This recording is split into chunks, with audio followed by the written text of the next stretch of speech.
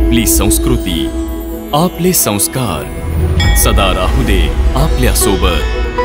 भारताच्या महान ग्रंथांचे आणि काव्यांचे संपूर्ण संकलन सबस्क्राइब करा तिलक।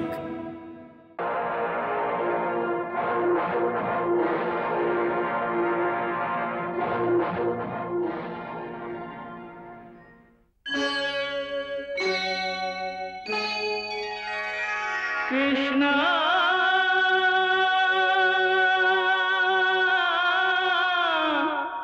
कृष्णा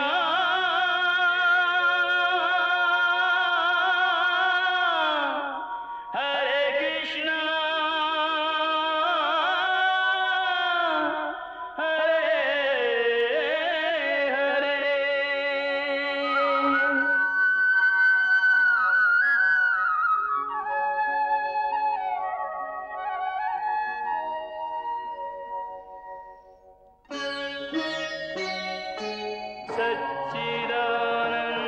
सच्चिदानन्दरूपाय विश्वोत्पत्त्यादिहेतवे तापत्रयविनाशाय श्रीकृष्णाय वयं नमः।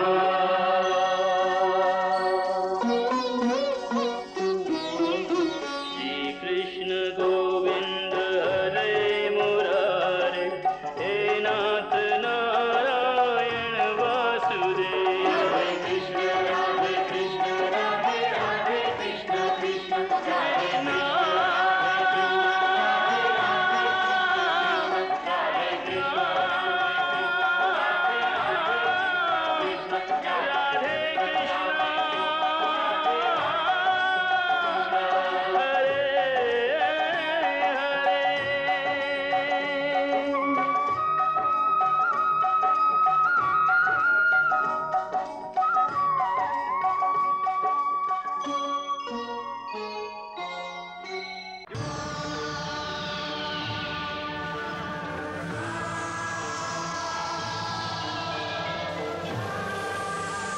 त्यांच्या गर्भात येताच कारागृहात चहूकडे एक दिव्य प्रकाश पसरला।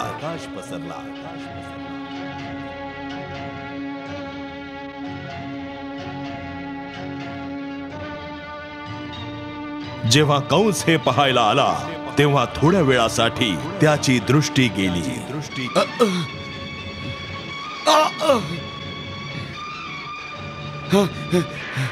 माझे डोळे, माझी दृष्टी, मला काहीच दिसत नाहीये चांदूर, काहीच दिसत नाहीये। आणि मग त्याला चहूकडे एक काळा नाग दिसायला लागला। ना ना ना नाग, मला इथून बाहेर घेऊन चला चांदूर, मला इथून बाहेर घेऊन चल। एवढ्यातच भगवान श्रीकृष्णांनी योगमायेला आज्ञा दिली। देवी योगमाया, आता तू मथुरेत जा, जिथे कारागृहात वसुदेव आणि देवकी बंदी आहेत। यावेळी माझा तो अंश, ज्याला शेष म्हणतात, देवकीच्या उदरात गर्भाच्या रूपात स्थित आहे। दुरात्मा कंस त्याच्या तेजाने भयभीत होऊन त्याचं वाईट करण्याचा विचार करतोय। म्हणून हे कल्याणी, शेषचिन्ह तू देवकीच्या गर्भातून काढून वसुदेवाची दुसरी पत्नी रोहिणीच्या गर्भात स्थित कर। रोहिणी सध्या गोकुळातल्या नंदाच्या घरी गुप्त रूपात निवास करत आहे। म्हणून हे भद्रे, तू शेषजींना तिथेच पोहोचव।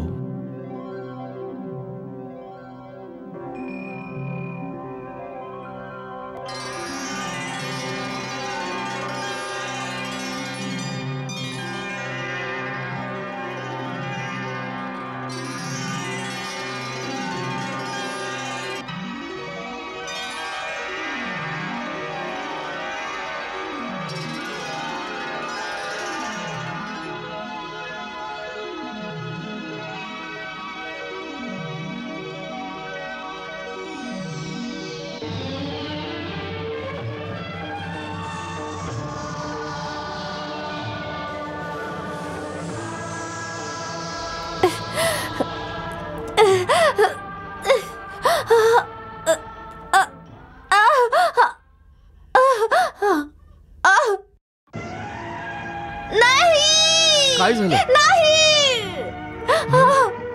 आर्य, आर्य माझा गर्भपात झालाय. आर्य माझा गर्भपात झालाय. गर्भपात? आर्य माझा गर्भपात झालाय.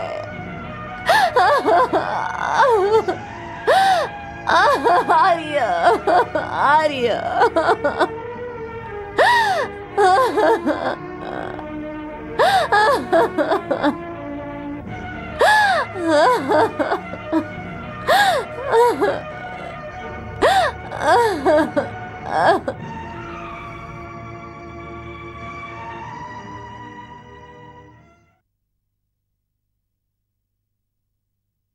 अर्ध्या रात्री आमची निद्रा भंग करण्याचं कारण असं काय झालं आहे? क्षमा करा महाराज, तुमची आज्ञा आहे की राजकुमारी देवकींबद्दल कुठलीही बातमी असो ती लगेच त्याच क्षणी तुमच्यापर्यंत पोहोचवावी. देवकीची बातमी? काय बातमी आहे? 7व्या अपत्याचा जन्म झाला का? जन्म नाही महाराज, त्यांचा गर्भपात झालाय. गर्भपात? असंभव. हे सत्य आहे महाराज. कदाचित असं तर नाही की बालकाने जन्म घेतला आणि त्याला कुठेतरी लपवलं? विष्णू अशाच प्रकारे कपट करतो. नाही महाराज, बाळ इतक्या लवकर नाही होऊ शकत. मी आता खरोखरच बघून आले आहे. देवकीचा गर्भपात झाला आहे. त्यांच्या शरीरातून जो प्रकाश निघत होता तोही राहिला नाही. हेही विष्णूचंच कपट आहे.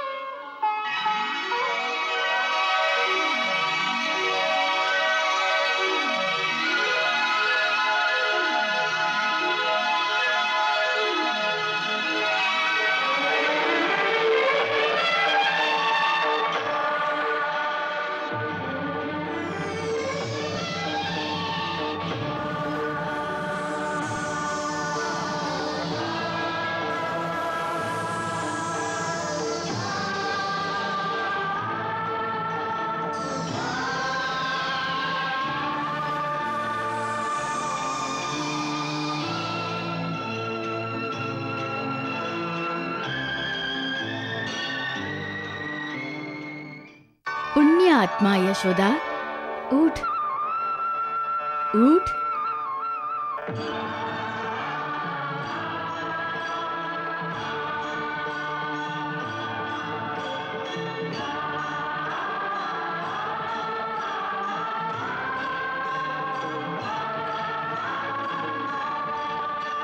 हे भद्रे, मी तुला एक गूढ रहस्य सांगायला आले आहे. सर्वेश्वर भगवंतांच्या प्रेरणेने मी देवकीच्या गर्भातून तिच्या 7व्या गर्भाचं संकर्षण करून आत्ताच देवी रोहिणीच्या गर्भात त्याला स्थापित केलं आहे. वसुदेवजींचं हे अपत्य अनंत शक्तिशाली आणि परम दिव्य आहे. हे महाबली संकर्षण आहेत, जे समस्त सुख देणारे आणि समस्त संकटांपासून रक्षा करणारे आहेत. खूप आदराने त्यांची सेवा आणि त्यांचं पालनपोषण कर. तुझं कल्याण होईल.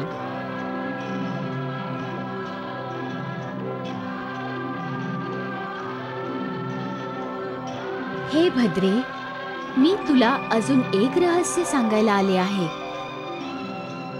स्त्रीची 2 परम सुख आहेत. एक, धर्मात्मा पतीची अर्धांगिनी बनणं आणि दुसरं, चांगल्या आज्ञाधारी अपत्याची माता होणं. ही दोन्ही सुख तुला प्राप्त होतील. परंतु हे देवी माते, माझं सुख तर अजून अर्धवट आहे. पत्नी बनण्याचं सुख तर प्राप्त झालं, परंतु अपत्याचं तोंड बघण्याची इच्छा अजून राहिली आहे. आता तो शुभ काळही आला आहे. आपल्या कुलगुरू महर्षी शांडिल्यांना विनंती कर की त्यांनी अपत्य प्राप्तीसाठी तुम्हा दोघांकडून यज्ञ करून घ्यावा. त्यामुळे लवकरच तुझी कूसही उजवेल.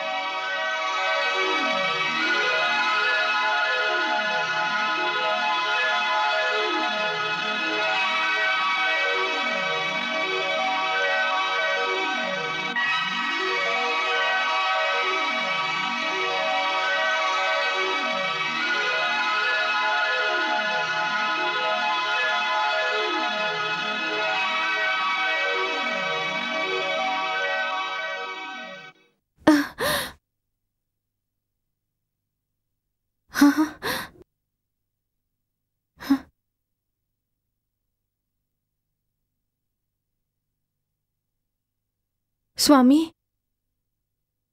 स्वामी, उठा ना स्वामी. काय झालं? सकाळ झाली? नाही, सकाळ नाही झाली. एक चमत्कार झालाय. चमत्कार? कसला चमत्कार? आत्ताच देवी माता आल्या होत्या. देवी माता? कोण देवी माता? ते तर मला नाही माहीत, परंतु कोणी खूप तेजस्वी देवी होती. तू एखादं स्वप्न बघितलं असशील यशोदा. नाही, ते स्वप्न नव्हतं. हे फूल बघा ना. जाताना देवी माता हे फूल मला देऊन गेल्या.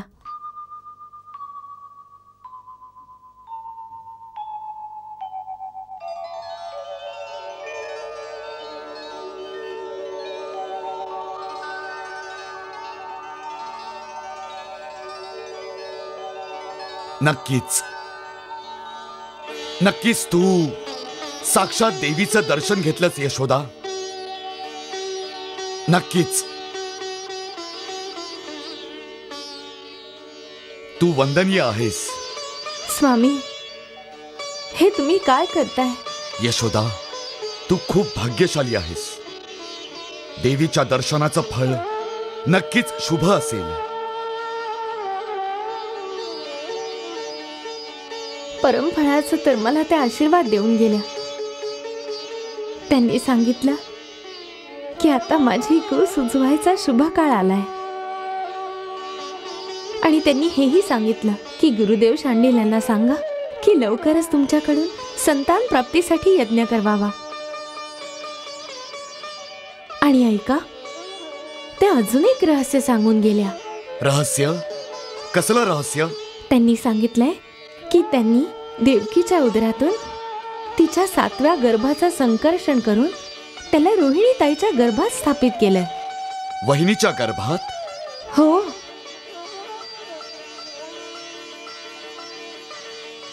या गोष्टीचा अर्थ कळतो आहे तुला?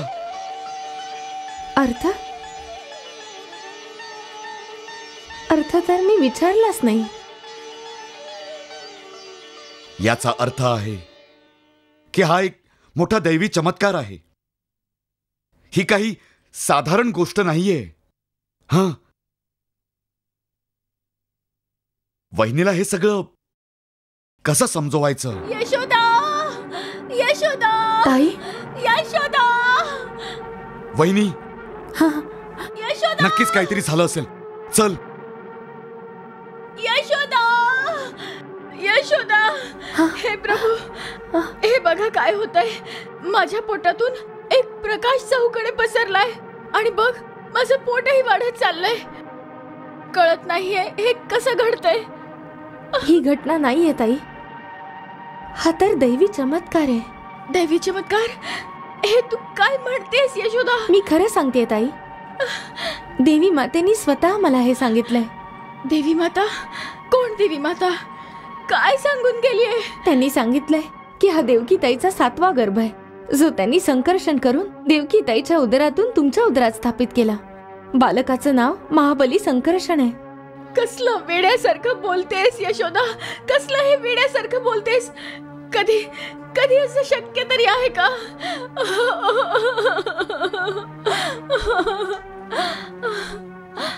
ईश्वराच्या इच्छेपुढे काहीच असंभव नाहीये वहिनी. हे सत्य आहे, परम सत्य आहे. यावर माझा पूर्ण विश्वास आहे. भ्रमाला विश्वास म्हणता नंदराजी? याचा काय पुरावा आहे तुमच्याकडे? पुरावा आहे हे दिव्य तेज, जे तुमच्या उदरातून निघून चहूकडे सूर्याच्या प्रकाशासारखं पसरलं आहे. ही असंभव गोष्ट नाहीये का? परंतु जे समोर दिसतं तेच तर सत्य आहे. आणि दुसरा पुरावा आहे हे फूल. हो, हे देवी मातेंनी स्वतः यशोदेला दिलं होतं. हाही भ्रम आहे का? मला तर काहीच कळत नाहीये यशोदे, मला काहीच कळत नाहीये. ताई, मला स्वतःलाही काही कळत नाहीये. जे काही मी बघितलं ते सगळं बुद्धीच्या पलीकडलंय. यशोदा, मनुष्याची बुद्धी ईश्वराच्या मायेचा पार नाही गाठू शकत. दैवी चमत्कारांना बुद्धीच्या तर्कांनी नाही मोजलं जाऊ शकत.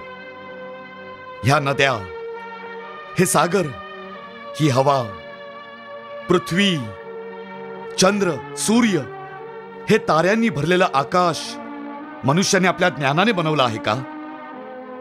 हा सर्व दैवी चमत्कार नाहीये का? म्हणूनच आवश्यक आहे मनुष्याने आपले तर्क वितर्क सोडून ईश्वराच्या प्रत्येक आज्ञेला श्रद्धा आणि भक्तीने स्वीकार करावं. यातच त्याचं कल्याण आहे. नाही नाही नाही नंदरायजी, नाही.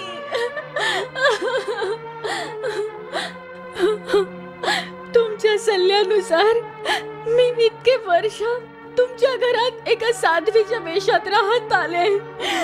इथे गावकऱ्यांनाही माहित नाही की मी कुमार वसुदेवांची पहिली पत्नी रोहिणी आहे. अशा अवस्थेत ही समस्या किती बिकट आहे, आपली किती निंदा होऊ शकते, जरा विचार करा. कोण खरं मानेल की हा दैवी चमत्कार आहे नंदरायजी? कोण मानेल?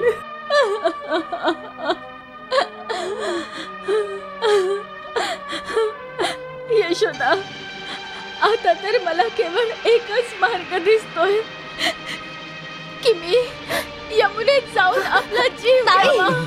ताई, नाही वहिनी, नाही. नाही ताई, नाही वहिनी, नाही. तुम्ही विश्वास ठेवा. हे सगळं देवतांचं काम आहे. यातून नक्कीच शुभ घडेल. तुम्ही विश्वास ठेवा. आपण तर संसारी लोक आहोत. दैवी योजनांना आपण समजू शकत नाही. मग अजून कोण समजू शकतं नंदलालजी? अजून कोण समजू शकतं? गुरुदेव. हो, त्यांना नक्की माहित असेल याबद्दल. आमचे कुलगुरू शांडिल्य साक्षात देवता आहेत. ते दिव्य दृष्टींनी बघून सगळं सांगू शकतात.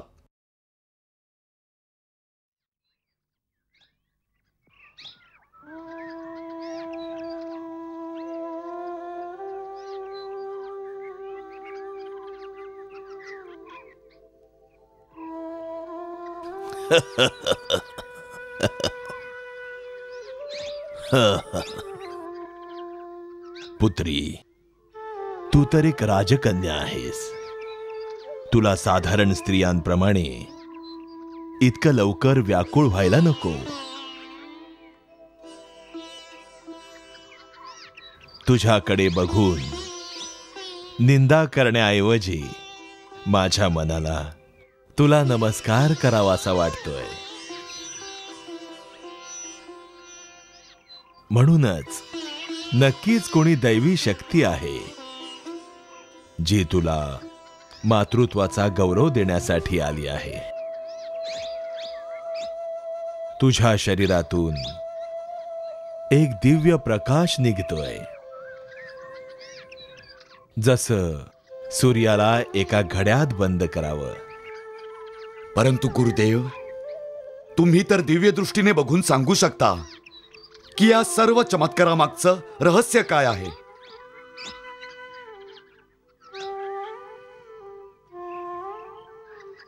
नंदराजजी, मी इतक्या पिढ्यांपासून तुमच्या वंशाच्या कुलगुरू असण्याची जबाबदारी सांभाळतोय.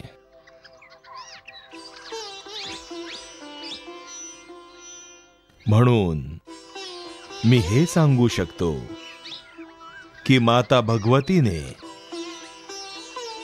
यशोदेला स्वप्नात येऊन जी भविष्यवाणी केली आहे की यशोदेची कूस लवकरच उजवणार आहे, ती पूर्णतः सत्य आहे. पण देवी रोहिणी वृष्णी वंशाची राणी आहे. वृष्णी वंशाचे कुलगुरू असण्याचा भार ब्रह्माजींनी परमपूजनीय महर्षी गर्गांना सोपवला आहे. यांच्याबद्दल पूर्ण ज्ञान त्यांनाच असू शकतं. तरीही यावेळी ही तुमची आश्रित आहे, म्हणून आपलं कर्तव्य समजून ध्यानाने मी यांच्या समस्येचं उत्तर शोधायचा प्रयत्न करतो आहे.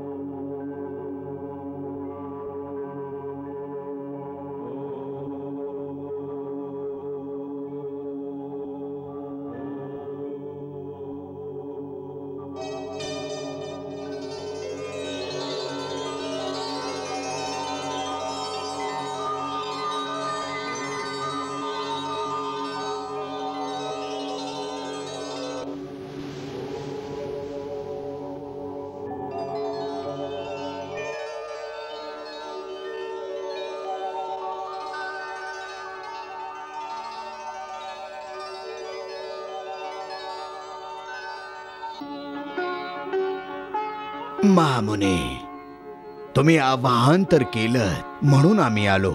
सांगा, काय समस्या आहे? समस्या तर खूप विचित्र आहे ऋषीवर.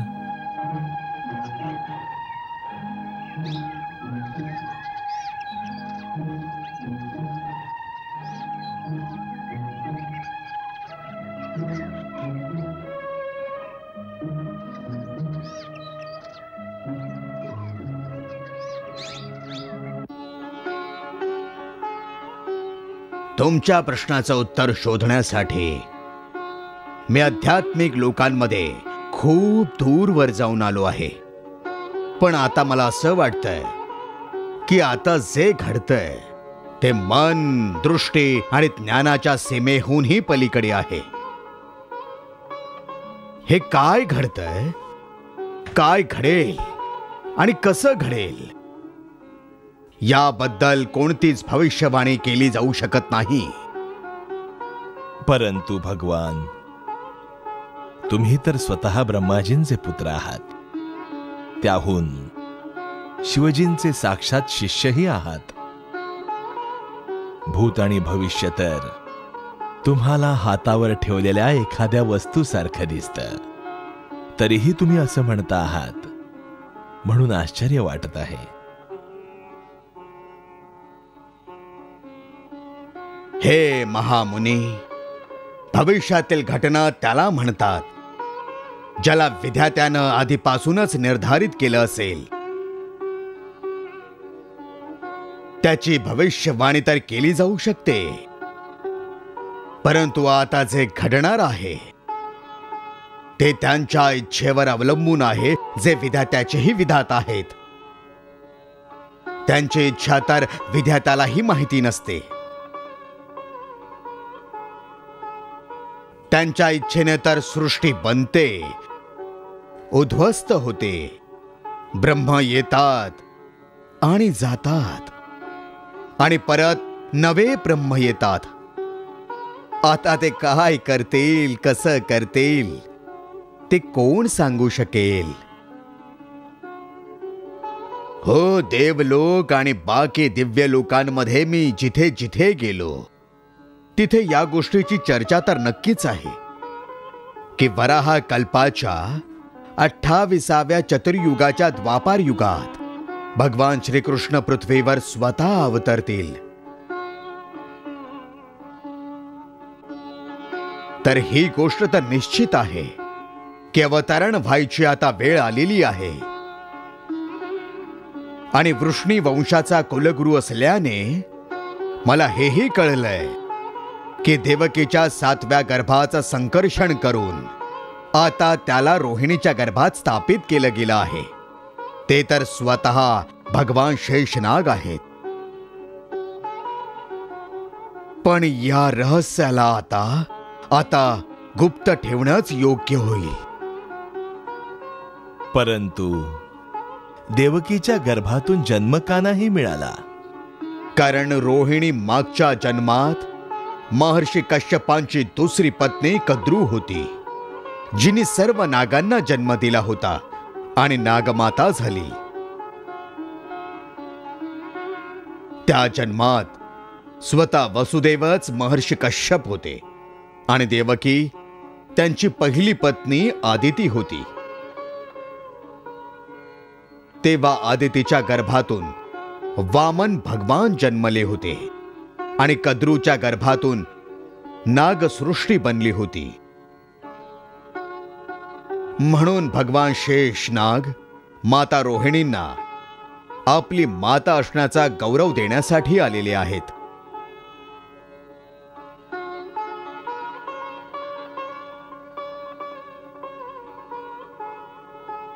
बस,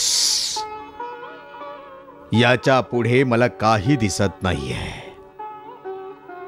पुढे केवळ प्रकाशच प्रकाश दिसतोय मला, जसा की कोटी कोटी सूर्यांचा प्रकाश असावा, जो बघून दिव्य दृष्टीही दिपून जाते आपली.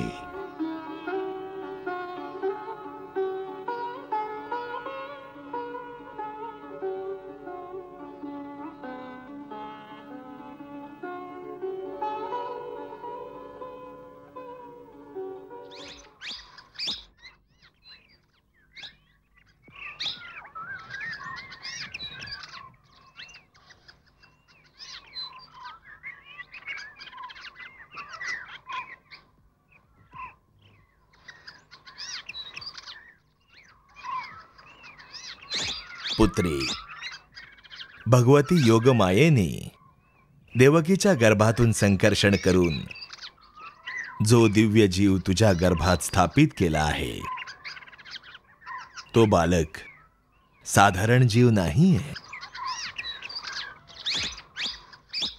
ती परम दिव्य आणि महातेजस्वी शक्ती आहे. जेव्हा देवकीच्या 8व्या गर्भातून जगताचा तारणहार प्रकट होईल, तेव्हा तुझा हा दिव्य पुत्र असुरांच्या विनाशामध्ये त्यांची मदत करेल. हे तुझ्या पतीचंच आपत्य आहे, म्हणून याला धारण केल्याने तुझी कोणीही निंदा करणार नाही.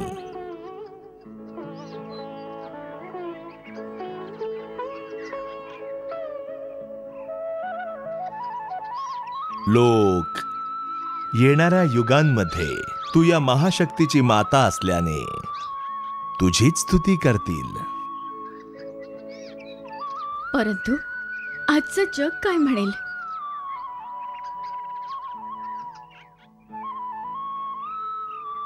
पुत्री, ही पण देवाचीच इच्छा समज, ज्याच्या इच्छेने इतके दिवस तू गोकुळात प्रकटपणे नाही राहिलीस, एक साध्वी बनून राहिली आहेस.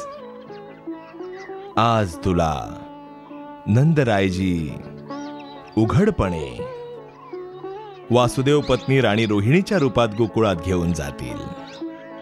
सगळ्यांना असं वाटेल की नंदरायजींनी मथुरेतून काढून तुला यासाठी इथे आणलंय, जेणेकरून कंसाच्या हातून कमीत कमी वासुदेवजींचं हे एक अपत्य तरी वाचू शकेल. देवी, प्रभू कृपेने या जगात तुझं कल्याणच होईल.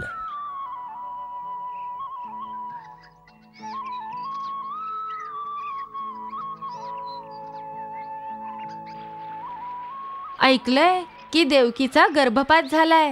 हो ना, बिचारी इतके महिने गर्भधारण करून होती, आपल्या बाळाचे तोंडही बघू शकली नाही. परंतु हे सत्य आहे का? हो, हे सत्य आहे. मला राजमहालातल्या सेवकांकडूनच ही सूचना कळली होती. ही तर मोठी समस्या आहे. समस्या कोणती काका? समस्या ही आहे की हा तर 7वा गर्भ होता. आकाशवाणीनुसार यानंतरच्या 8व्या गर्भात तारणहाराचा अवतार होणार होता. आता हा गर्भच पूर्ण नाही झाला, मग देवकीचा पुढचा गर्भ 7वा मोजला जाणार की 8वा?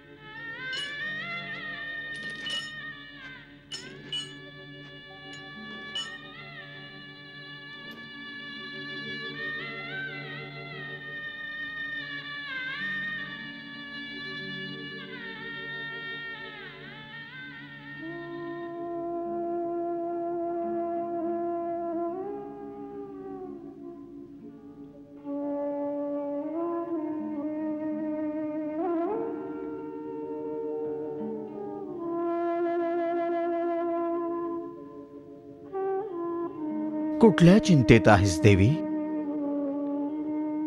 चिंता नाही नाथ. मी तर हे ऐकून प्रभूंचे आभार मानते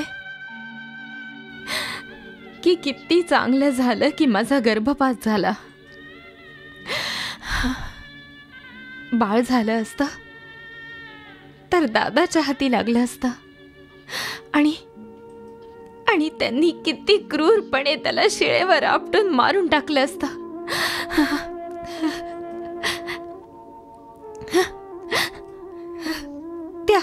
त्या वेदनेतून तर वाचलं.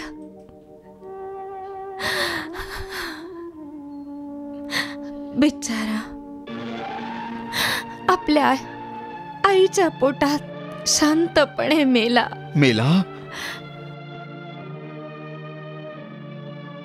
नाही,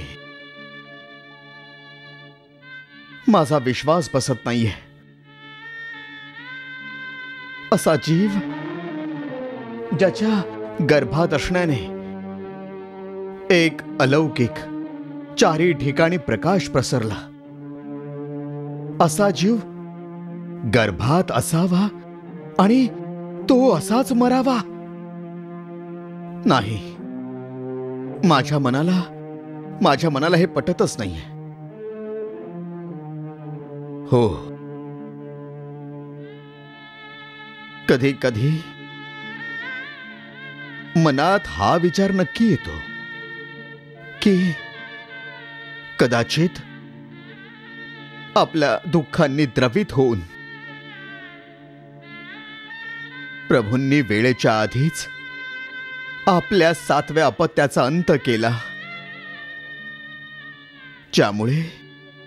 ज्यामुळे त्या तारणहाराच्या येण्याची वेळ अजून जवळ यावी. मी मी या गूढ गोष्टींना नाही समजू शकत, परंतु मला केवळ हेच माहितीये की एका मातेच्या दुःखाला आता प्रभू पण सहन करू शकत नाही. म्हणूनच त्यांनी माझ्यावर दया करून एक अशी लीला घडवली ज्यामुळे मला माझ्या डोळ्यासमोर आपल्या अजून एका अपत्याची हत्या होताना बघावं नाही लागणार.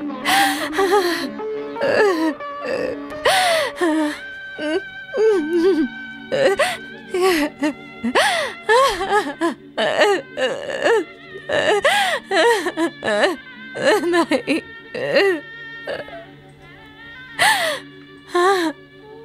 नको, अशी रडू नकोस देवी. धीर धर जरा, सगळं काही नीट होईल. तारणहार अवश्य येतील. वहिनी, वहिनी, सर्व सत्य आहे, सर्व सत्य आहे. काय सत्य आहे नंदरायजी? तेच जे देवी माता आणि गुरुदेवांनी सांगितलं होतं. या गोष्टीचा अजून एक पुरावा मिळाला आहे. पुरावा? काय नंदरायजी? आताच मथुरेहून हेर आला आहे. मी त्याला नगरातल्या बातम्या आणायला पाठवलं होतं. त्याने सांगितलं की आता काही दिवसांपूर्वी कारागृहात रात्री देवकीचा गर्भपात झाला होता. ही तीच रात्र होती, तीच रात्र ज्या रात्री देवी मातेने यशोदेला साक्षात दर्शन दिलं होतं. आता तरी तुमचा विश्वास बसला की ते सगळं सत्य होतं. आता तरी तुम्ही आनंदी राहा.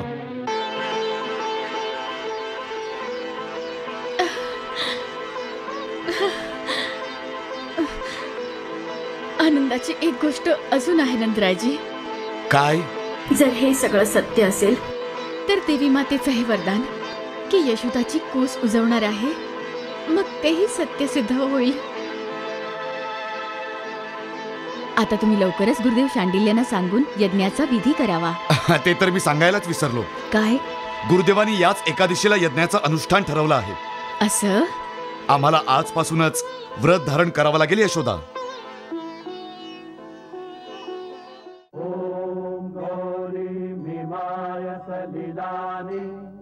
तक्षति एकपदी द्विपदी सा चतुष्पदी अष्टापदी नवपदी सा बभूवुषी सहस्राक्षरा परमेव योमन् स्वाहा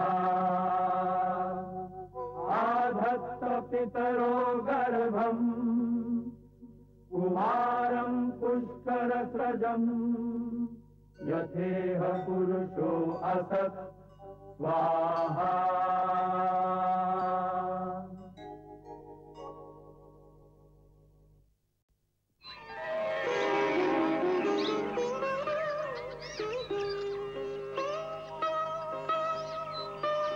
यज्ञदेव तुमची मनोकामना सफल करो.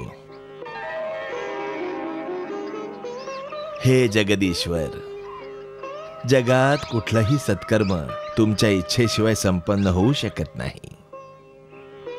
तुम्ही तर अतिशय दयाळू आहात. त्यामुळे दयाळूपणे आमच्या त्रुटींना क्षमा करून माझ्या यजमानांना इच्छित फळ प्रदान करावं आणि या सेवकाच्या संकल्पाची लाज राखावी.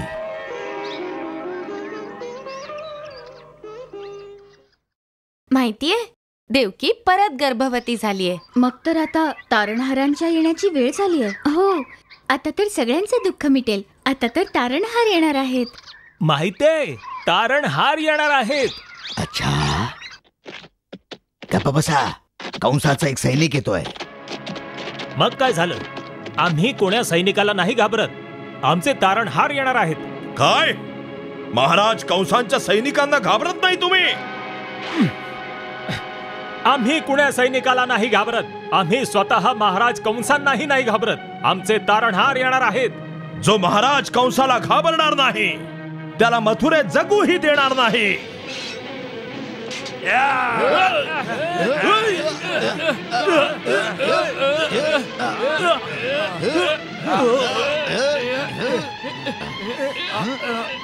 आता आम्ही जिवंत राहू किंवा नाही याची चिंता तू नको करूस.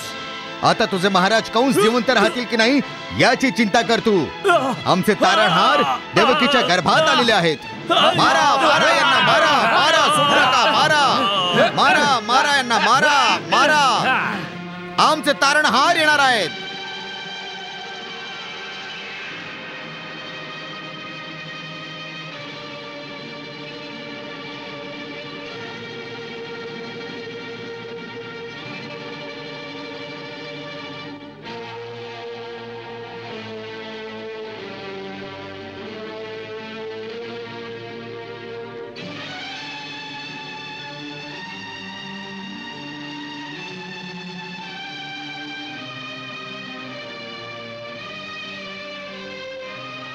तारणहार, तारणहार, तारणहार. हा, कुठल्या तारणहाराचं नाव घेतायत? हा सेनापती, आमच्या सैनिकाच्या अपमानाचं मोल मथुरावासियांना चुकवावं लागेल. जो कोणी तारणहाराचं नाव घेईल त्याची जीभ हासडा. जो विष्णूची पूजा करताना दिसेल त्याचा शीर कापून टाका. त्यांना हा धडा अगदी चांगल्या प्रकारे शिकवा की मथुरेमध्ये एकच भगवंत आहे आणि तो आहे कंस. कंस आणि केवळ कंस.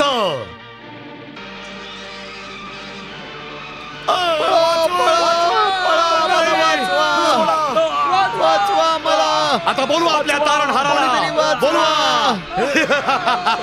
नका मारू, नका मारू आम्हाला, कोणीतरी वाचवा. मारा, अजून मारा. वाचवा, नका मारू, नका मारू आम्हाला, नका मारू.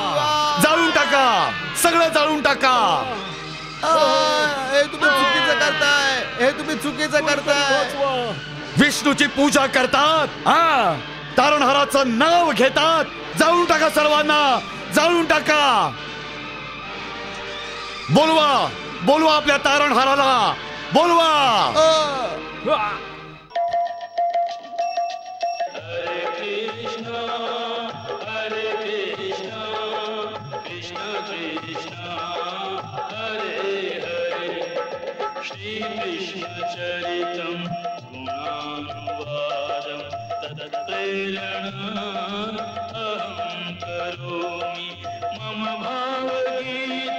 हृदयस्य प्रीतं त्वत्पद्मपादे समर्पयामि. हरे राम राम राम हरे हरे, हरे कृष्ण कृष्ण कृष्ण हरे कृष्ण.